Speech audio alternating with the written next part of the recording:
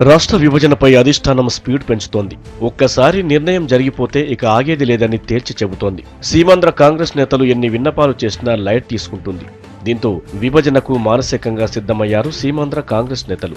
అయితే విభజనపై సీమాంధ్రలో ఆందోళనలు కొనసాగుతున్నాయి. ప్రతిపక్ష నేతలతో పాటు సామాన్య జనం సీమాంధ్ర కాంగ్రెస్ నేతలను టార్గెట్ చేస్తున్నారు. దీంతో సీమాంధ్ర కాంగ్రెస్ నేతలకు ఏం చేయాలో తెలియని పరిస్థితి ఏర్పడింది.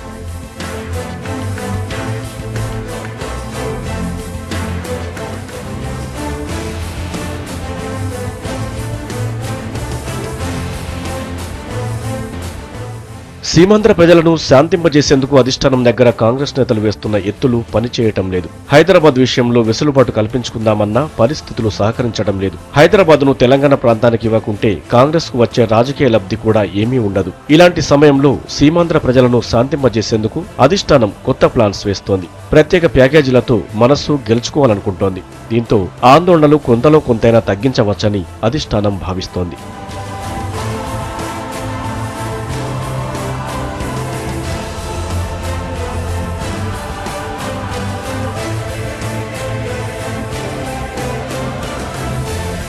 అటు సీమాంధ్ర కాంగ్రెస్ నేతలు సైతం ప్రత్యేక ప్యాకేజీలపై దృష్టి పెట్టారు. జిల్లాల్లో సమస్యలను అధిష్టానం ముందు ఉంచి భారీ మొత్తంలో నిధులు రాబట్టేందుకు ప్లాన్స్ చేస్తున్నారు.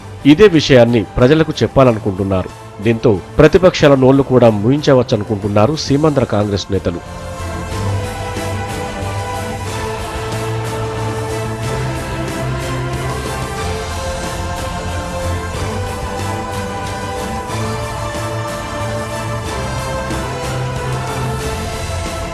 మొత్తానికి సమస్యలకే వరకు పుట్టించే కాంగ్రెస్ హైకమాండ్ నిర్ణయాలు సీమాంధ్ర ప్రజలను ఎంతవరకు సంతృప్తిపరుస్తాయనేది తెలుసుకోవాలంటే కొంతకాలం ఆగాల్సిందే.